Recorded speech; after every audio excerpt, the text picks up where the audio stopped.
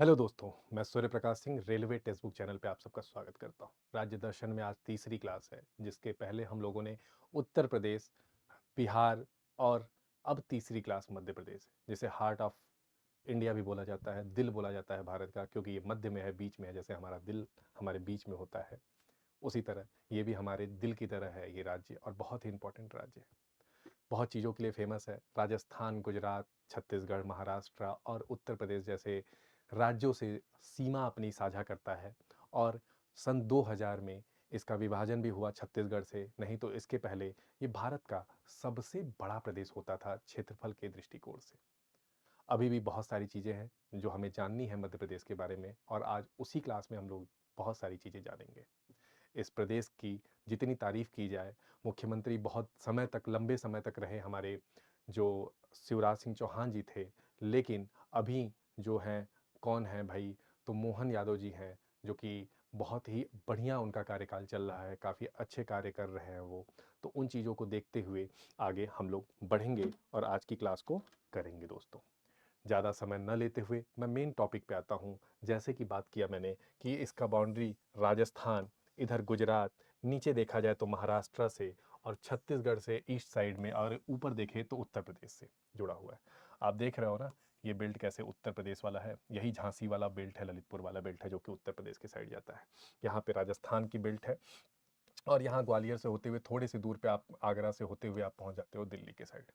तो आप समझ सकते हो कि क्या स्थिति है इस प्रदेश की। बहुत ही सेंटर में बसा हुआ है, चारों तरफ जाने के लिए एक अच्छी कनेक्टिविटी बनती है। पहाड़ों से घिरा हुआ क्षेत्र है, पठारी क्षेत्र काफ़ी ज़्यादा यहाँ पे मिल जाते हैं, प्लस प्लेन भी मिलते हैं। इसी वजह से पॉपुलेशन का जो बैलेंस है काफ़ी बेहतरीन है। चलिए बात कर लेते हैं भोपाल मध्य प्रदेश जीके की। गठन कब हुआ? गठन की अगर मैं बात करूं प्यारे बच्चे, तो 1 नवंबर 1956 को हुआ। लेकिन दोबारा जो गठन हुआ वो 1 नवंबर सन 2000 को हुआ, जब छत्तीसगढ़ को हटाया गया। इसके पहले अगर मैं बात करूं, सन 2000 में 3 राज्यों का गठन एक्स्ट्रा हुआ था, जो कि उत्तर प्रदेश से कट के उत्तराखंड बना था, और बिहार से कट के झारखंड बना था, और उसी प्रकार मध्य प्रदेश से कट के छत्तीसगढ़ बना था। चलिए बात कर लेते हैं और भी चीज़ों पे। अगर मैं कैपिटल की बात करूं तो भोपाल है। अगर जनसंख्या की बात करूं तो तकरीबन 7 करोड़ से अधिक है। और क्षेत्रफल की बात करूं तो 3 लाख वर्ग किलोमीटर से अधिक है बच्चों, ध्यान रखिएगा। अगर मैं डेंसिटी पॉपुलेशन की बात करूं, मतलब पर वर्ग किलोमीटर कितने लोग रहते हैं, तो 236। आप बोलोगे सर पॉपुलेशन के हिसाब से तो बड़ी कम है, तो उसका एक सबसे बड़ा रीज़न मैं बताता हूं प्यारे बच्चे, कि यहाँ पे क्या होता है कि यहाँ पे पठारी क्षेत्र ज़्यादा है, जहाँ पे कि पॉपुलेशन काफ़ी लो रहती है, प्लेन क्षेत्र कम है। कुछ ही शहर हैं जहाँ पे कि प्लेन प्रॉपर है, इस वजह से वहाँ पे डेंसिटी काफ़ी हाई है। बट अगर ओवरऑल जब हम लोग कंक्लूड करते हैं डेंसिटी को, तो 236 पर व्यक्ति प्रति वर्ग किलोमीटर आता है। जिले की मैं बात करूं तो टोटल 55 जिले हैं यहाँ पे। और इस प्रदेश को और भी अन्य नामों से जाना जाता है, जैसे कि मैंने स्टार्ट में बताया कि दिल भी बोलते हैं, तो हृदय प्रदेश भी बोला जाता है। सोया सबसे अधिक यहाँ पे पाया जाता है, इसलिए सोया राज्य भी बोला जाता है। बाघों की संख्या देश में सबसे अधिक मध्य प्रदेश में ही है, इसी वजह से मध्य प्रदेश को बाघों का राज्य भी बोला जाता है, बाघ राज्य भी बोला जाता है, और तेंदुआ राज्य भी बोला जाता है, क्योंकि तेंदुआ की पॉपुलेशन भी यहाँ पे ही है। कुनो पालमपुर में आपको पता होगा कि चीता का री इंट्रोडक्शन हुआ, अफ्रीकन चीता का, जो कि बहुत पूर्णतः सफल तो नहीं मान सकते, लेकिन काफ़ी हद तक अभी तक सफल रहा है। बहुत सारी चीज़ें हैं जानने के लिए, जिसमें कि अगर मैं बाघ की बात करूं और बाघ की बात करूं, तो भारत में सबसे ज़्यादा बाघ पाए जाते हैं। कहाँ पे? भारत में। लेकिन साथ ही मैं बात करूं कि भारत में सबसे ज़्यादा कहाँ पाए जाते हैं, तो याद रखिएगा, मध्य प्रदेश, हमारा जो दिल है, वहाँ पे पाए जाते हैं। अगर मैं बात करूं उच्च न्यायालय की, तो जबलपुर में मेन बेंच है, मेन जो है हाई कोर्ट है वहाँ का। लेकिन अगर मैं बेंच की बात करूं तो इंदौर और ग्वालियर में है। मैप के थ्रू अगर मैं देखूं तो उसको इस तरह से कवर किया गया है। देखिए, इंदौर यहाँ पे है, और जबलपुर यहाँ पे है, और यहाँ पे देखिए ग्वालियर है। अब जो इस वाले बेल्ट के लोग हैं वो चले जाते हैं इंदौर, और जो इस वाले बेल्ट के लोग हैं वो चले जाते हैं जबलपुर, और जो इधर के लोग हैं वो लोग चले जाते हैं ग्वालियर। उनके लिए ग्वालियर आसान होता है। तो पूरे राज्य को कितने आसानी से कवर किया जा सके, उस चीज़ को बहुत ही बढ़िया से यहाँ पे दिखाया गया है कि मेन ब्रांच जो है ये है, मेन ये है। और यहाँ से 2 ब्रांच बनाए गए हैं, एक तो ग्वालियर में बनाया गया है, दूसरा इंदौर में बनाया गया है। इंदौर लगभग लगभग देखा जाए तो वेस्टर्न और साउथ मध्य प्रदेश को कवर करता है, ग्वालियर नॉर्थ मध्य प्रदेश को कवर करता है और ईस्टर्न मध्य प्रदेश और साउथ ईस्टर्न मध्य प्रदेश को अगर देखा जाए तो जबलपुर कवर करता है इनके हाई कोर्ट। क्योंकि भाई अगर मान लो किसी व्यक्ति को जबलपुर का हो और उसे नीमच से होके जाना हो तो उसको बहुत दूरी लगेगी जबलपुर जाने में, लेकिन उसे अगर इंदौर पहुंचना होगा तो उसके लिए पास होगा। अब ग्वालियर के बंदे को जबलपुर जाना होगा किसी कोर्ट के लिए तो उसको तो काफ़ी दूरी होगी, लेकिन अगर ग्वालियर, शिवपुर, सीहोर इस वाले बेल्ट को, भिंड मुरैना के बेल्ट को अगर ग्वालियर में कवर कर लिया जाएगा तो आसान होगा। उसी प्रकार इस चीज़ को रखा गया है। चलिए आगे चलते हैं। अगर मैं बात करूँ कुछ राज्य चिन्ह की, अगर राज्य चिन्ह की बात करूँ तो राज्य पशु बारहसिंगा है और एक बार यूपीएससी में डायरेक्टली यही क्वेश्चन आया था कि इनमें से किस नेशनल पार्क में बारहसिंगा का पॉपुलेशन पाया जाता है, और उसमें एक ऑप्शन था कान्हा नेशनल पार्क, जो कि मध्य प्रदेश में पाया जाता है और वहाँ पे बारहसिंगा पाया जाता है। अगर थोड़ी सी भी ध्यान होता अगर कि भाई राज्य चिन्ह है जिस जगह का तो वहीं का नेशनल पार्क हो सकता है, तो आप इजीली कर ले जाते। ये यूपीएससी का क्वेश्चन है 2019 या 20 का। अगर मैं राज्य पुष्प की बात करूं तो सफ़ेद लिली, राज्य पुष्प की बात करूं तो सफ़ेद लिली। अगर राज्य पक्षी की बात करूं तो दूध राजा और बुलबुल भी बोला जाता है। अगर राज्य नृत्य की बात करूं तो राई याद रखिएगा, और अगर राज्य वृक्ष की बात करूं तो बरगद दिमाग में रखिएगा, बरगद नहीं भाई, बरगद। ठीक है। अगर मैं आधिकारिक खेल की बात करूं तो मलखंभ है। मलखंभ आप देख सकते हैं कि किस प्रकार का खेल है, बड़ा ही कठिन खेल है, और इस खेल को यहाँ पे आधिकारिक रूप से खेल में रखा गया है। ठीक है प्यारे बच्चों। और अगर आप लोग को सेशन पसंद आ रहा है और कमेंट बॉक्स में मुझे ज़रूर बताइएगा। ऐसे सेशन के लिए आगे मैं हमेशा कंटिन्यू रखूं, उसके लिए आपको कमेंट बॉक्स में ज़रूर बताना है प्यारे बच्चों। चलिए बात कर लेते हैं मध्य प्रदेश की कुछ सामान्य जानकारी की बात करते हैं। मध्य प्रदेश का नाम मध्य प्रदेश है। राज्य का नाम अगर बात करें, संविधान 1 नवंबर 1956 में हुआ, लेकिन वर्तमान में फिर से इसको स्वरूप दिया गया 1 नवंबर 2000 में, जब छत्तीसगढ़ अलग हुआ। क्षेत्रफल की दृष्टिकोण से मैंने देखा है 3 लाख किलोमीटर से अधिक है, और जनसंख्या की दृष्टिकोण से देखा है तो 7 करोड़ से अधिक है। राजधानी का नाम भोपाल है। कुल जिले 55 है। डिवीजन की संख्या 10 है। ब्लॉक की संख्या 313 है। तहसील की संख्या 428 है। राज्य में सबसे बड़ी तहसील की बात करें तो इंदौर है। इंदौर वहाँ का सबसे बड़ा शहर भी है। और अगर मैं बात करूँ पॉल्यूशन वाइज तो हर साल सबसे कम पॉल्यूटेड, सबसे ज़्यादा सफाई वाला क्षेत्र इंदौर ही आता है, अगर बड़े जिलों की बात करें तो।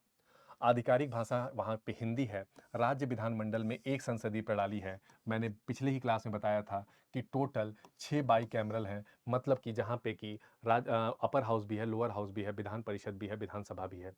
वो 6 कौन-कौन से हैं? तो प्यारे बच्चों, मैंने मैप के थ्रू आपको समझाया था बहुत पहले से, फिर से एक बार समझा देता हूँ। हर बार समझाऊँगा जब तक कि आपको याद ना हो जाए। क्योंकि यहाँ से क्वेश्चन आते रहते हैं, इसलिए हमारा समझाना भी आवश्यक है। जैसे कि महाराष्ट्र, तेलंगाना, आंध्र प्रदेश और कर्नाटक है। उसके बाद यहाँ पे यूपी है और यहाँ पे बिहार है। ये 6 राज्य हैं जहाँ पे बाईकैमरलिज्म है, बाकी जगह पे यूनिकैमरलिज्म है। अगर मैं बात करूँ विधानसभा के सदस्यों की संख्या तो 231 है। अगर एक एंग्लो इंडियन हटा दिया जाए तो 230 है। जो इलेक्शन होता है वो 230 के बेसिस पे ही होता है। विधानसभा में अनुसूचित जातियों के लिए आरक्षित सीट 35 है, और जनजाति मतलब कि एसटी के लिए 47 है। एसटी की पॉपुलेशन बहुत अधिक है मध्य प्रदेश में, इस वजह से वहाँ पे जो रिजर्वेशन भी है उनको थोड़ा सा ज़्यादा दिया गया है, ध्यान रखिएगा। ठीक है। अगर मैं बात करूं लोकसभा सदस्यों की तो 29 है, जो कि इस बार बीजेपी ने 29 में से 29 सीटें जीती है। अनुसूचित जातियों के लिए आरक्षित लोकसभा सीटें कितनी है? तो 4 है, और अनुसूचित जनजातियों के लिए आरक्षित लोकसभा सीटें 6 हैं। मतलब 29 में से 10 सीटें रिजर्व रहेंगी, 19 सीटों पे ओपनली चीज़ें होंगी। अगर मैं बात करूं राज्यसभा सीटों की 11 है, और एक सवाल यहीं पे बनता है कि सबसे अधिक राज्यसभा सीटें कहाँ पे हैं? राज्यसभा सीटें कहाँ पे है? तो याद रखिएगा यूपी में है, और वो कितनी है? 31 है। इसके पहले मैंने बिहार के बारे में भी आपको बताया था कि बिहार में राज्यसभा सीटें कितनी हैं। तो प्यारे बच्चे याद रखिएगा बिहार में राज्यसभा सीटें टोटल जो हैं वो कितनी हैं? 16 हैं। लोकसभा सीटें 40 हैं। तो ये चीज़ें बार बार ऐसे ही रिवीजन करते रहेंगे तो मन दिमाग दिल फेफड़े में आ जाएंगी। चलिए आगे चलते हैं। आगे हम लोग देख लेते हैं जनगणना जो 2011 की थी।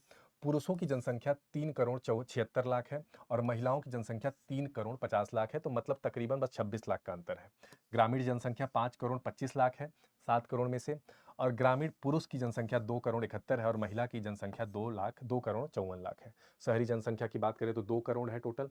पुरुष उसमें से 1 करोड़ 4 लाख हैं, और अगर महिलाओं की बात करूं तो 96 लाख है, तो तकरीबन 8 लाख की ही बस मतलब अंतर है।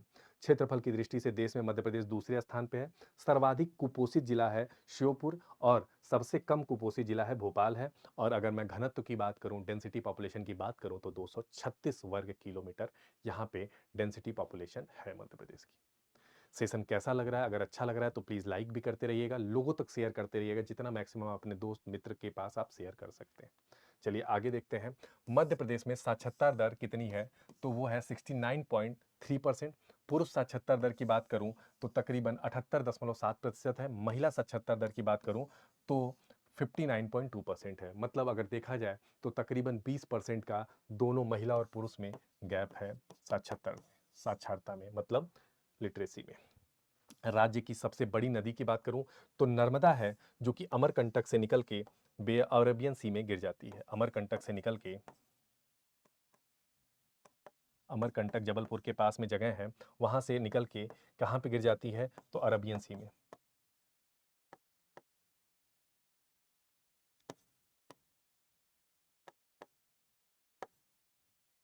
ठीक है, ये वेस्ट फ्लोइंग सबसे बड़ी रिवर है हमारे यहाँ की, और नर्मदा नर्मदा माता के नाम से भी वहाँ पे जानी जाती है। तकरीबन 1312 किलोमीटर की टोटल लेंथ ये कवर करती है रबीन में गिरने से पहले। ठीक है, चलिए आगे चलते हैं। अब बात करते हैं पड़ोसी राज्य जिससे सीमाएं लगी हुई हैं। मैंने पहले ही बात किया उत्तर प्रदेश से।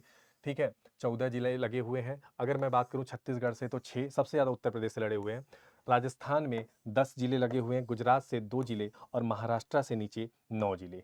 इन्हीं 5 राज्यों से जुड़ा हुआ है हमारा मध्य प्रदेश, हमारा अपना मध्य प्रदेश, हमारा दिल इन 5 राज्यों से जुड़ा हुआ है। आगे की अगर मैं बात करूं तो कुछ नदियों के ऊपर जो जलप्रपात हैं उनकी बात करते हैं। तो कपिल धारा जलप्रपात जो कि अमरकंटक के पास में नर्मदा रिवर पे है, और दूध सागर जो कि बहुत इंपॉर्टेंट है, कई बार पूछा गया है कि दूध सागर झरना किस पे है, तो अमरकंटक पे नर्मदा रिवर पे ही है। ये अमरकंटक में ही जबलपुर के पास में। अगर धुआंधार जलप्रपात की बात करूं तो ये भी इंपॉर्टेंट है। एक दूध धारा है, ये एक दूध सागर है। तो दूध सागर गोवा में है, वो अलग है, ये दूध धारा है। धुआंधार बहुत इंपॉर्टेंट है, कई बार क्वेश्चन आया है इस पे।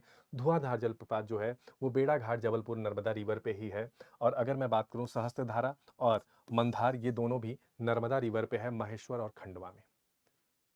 प्यारे बच्चों, मेरी बात समझ में आ रही है? अगर आ रही है तो सेशन को लाइक करते रहिएगा और कमेंट बॉक्स में अपनी उपस्थिति दर्ज कराते रहिएगा, क्योंकि मैं बाद में आपके कमेंट्स को देखता हूं और ज़रूर अगर पसंद आता है तो लाइक भी करता हूं। राज्य में प्रथम की अगर मैं बात करूं तो प्रथम राज्यपाल डॉक्टर बी पद्दी सीतारमैया थे, और प्रथम महिला राज्यपाल की बात करूं तो सुश्री सरल ग्रेवाल थी। ठीक है, सरला ग्रेवाल थी। प्रथम मुख्यमंत्री की बात करूं तो पंडित रविशंकर शुक्ल थे। और अगर मैं प्रथम महिला मुख्यमंत्री की बात करूं तो उमा भारती जी थी, जो कि अभी भी बीजेपी में है, महिला मुख्यमंत्री थी पहली।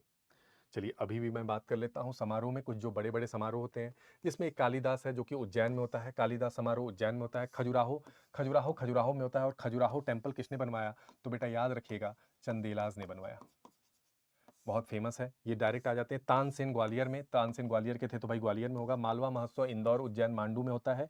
और ओरछा महोत्सव टीकमगढ़ में होता है। ओरछा बड़ी अच्छी प्लेस है और बड़ा शांत माहौल है वहाँ का। कभी अगर घूमने का आपको समय मिलेगा तो अवश्य जाने की कोशिश करिएगा प्यारे बच्चों। चलिए आगे चलते हैं अगले न्यूज़ पे। अगले न्यूज़ पे मध्य प्रदेश में कुछ राष्ट्रीय उद्यान हैं, उनकी बात कर लेते हैं। सबसे ज़्यादा राष्ट्रीय उद्यान भी यहीं पे हैं, जिसमें से कान्हा किसली, जैसे कि हाँ, जो कि मंडला बालाघाट में है, और इसका स्थापना जो हुआ था 1955 में हुआ था। अगर मैं सबसे बड़े नेशनल पार्क की बात करूं तो इसमें पन्ना है, जो कि पन्ना हीरे के लिए भी फेमस है। लेकिन उससे पहले मैं बात कर लेता हूं माधव नेशनल पार्क, जो कि शिवपुरी में है और 1958 में बना है। बांधवगढ़ नेशनल पार्क उमरिया में है, जो कि 1968 में बना हुआ है। और अगर मैं बात करूं पन्ना नेशनल पार्क, जो कि सबसे बड़ा नेशनल पार्क है, अगर वर्ग किलोमीटर में देखें तो 576 वर्ग किलोमीटर में फैला हुआ है। टाइगर रिजर्व भी है। और यहाँ पे सबसे ज़्यादा पन्ना के लिए जाना जाता है। पन्ना एक धातु होता है जो कि पहना जाता है और बहुत ही महंगा होता है। डायमंड के लिए भी पन्ना नेशनल पार्क जाना जाता है। एक गाना है ना, पन्ना की तमन्ना है कि हीरा तुम्हें मिल जाए। तो कुछ उस तरह से याद रख लीजिएगा कि पन्ना कहाँ पे है। तो पन्ना बेटा मध्य प्रदेश में है, और वहाँ पे क्या मिलता है? हीरा मिलता है। कि पन्ना की तमन्ना है कि हीरा हमें मिल जाए, तो तुम्हें मिल जाएगा हीरा अगर इस तरह से याद करोगे तो। ठीक है, तो पन्ना कहाँ पे है बेटा? पन्ना है मध्य प्रदेश में संजय गांधी नेशनल पार्क सीधी में है। अगर मैं सतपुड़ा की बात करूं तो होशंगाबाद में है। पेंच की बात करूं तो सिवनी और छिंदवाड़ा में है, और पेंच महाराष्ट्र में भी है, याद रखिएगा, दोनों में बाउंड्री बटा हुआ है। ठीक है। अब घुघुआ जीवाश्म करके है ढिंडोरी में। अगर मैं वन विहार की बात करूं तो भोपाल में है, और डायनासोर की बात करूं तो धार में है, और कूनो की बात करूं तो श्योपुर में है। और कूनो ही है जहां पे कि चीता का री इंट्रोडक्शन हुआ था मोदी जी के जन्म दिवस पे। चीता का री इंट्रोडक्शन भी यहीं पे हुआ था प्यारे बच्चों। किसी बच्चे को कोई समस्या है तो बता सकता है, किसी बच्चे को कोई समस्या है अभी तक तो बता सकता है खुल के, बिना शर्माए। चलिए भाई, और सेशन ज़्यादा बड़ा नहीं रखना था आज, तो इसीलिए ये सेशन अभी एंड करना होगा। आई होप आपको पसंद आया होगा सेशन। अगर कोई भी किसी भी प्रकार का अगर इशू लगता है तो you can message me, you can comment me, I will definitely reply you. ठीक है, मैं आपको ज़रूर यहाँ पे रिप्लाई दूंगा। तो प्लीज़ इस चीज़ का ध्यान रखिए। सेशन को जितना शेयर कर सकते हैं, जितना लाइक कर सकते हैं करिए, लोगों तक जितना पहुँचा सकते हैं अपने दोस्त मित्र को बताइए, क्योंकि ये सेशन आपके लिए बहुत इंपॉर्टेंट होने वाला है। और मैं उम्मीद भी करता हूँ कि आप लोग का रिस्पॉन्स भी काफ़ी पॉजिटिव आएगा, काफ़ी अच्छा आएगा। आप लोग बहुत ही बेहतरीन, बहुत ही सिंसियर छात्र हैं। इसीलिए मैं उम्मीद भी करता हूँ कि पढ़ाई में आप लोग की अच्छी तैयारी चल रही होगी, और आने वाले जितने भी एग्ज़ाम हैं, जैसे एएलपी है, और एसएससी के भी एग्ज़ाम जो हैं, प्लस एनटीपीसी का एग्ज़ाम है, सीजीएल के मेंस हैं, उन जगहों पे भी डायरेक्टली यहाँ से फ़ायदा मिलेगा। अब जो बच्चा नेशनल पार्क देख रहा होगा, जो बच्चा राज्यसभा की सीटें देख रहा होगा, जो सब बच्चा लोकसभा की सीटें देख रहा होगा, जो बच्चा बॉर्डर देख रहा होगा, उसकी ज्योग्राफी भी तैयार हो रही होगी, उसकी पॉलिटी भी तैयार हो रही होगी, जनसंख्या देख रहा होगा, राज्यों से सटा हुआ ये सब चीज़ें, नेशनल पार्क देख रहा होगा, इन्वायरमेंट तैयार हो रहा होगा, डांस देख रहा होगा, राज्य चिन्ह देख रहा होगा, डायरेक्टली मैच द फॉलोइंग में आ जाते हैं ऐसे क्वेश्चन। तो तैयार रहिए ऐसे वीडियो के लिए, और सेशन को लाइक कर लीजिएगा, चैनल को सब्सक्राइब कर लीजिएगा। मैं डेली यहीं पे मिलूंगा इसी समय पे। धन्यवाद। जय हिंद बच्चों, जय भारत।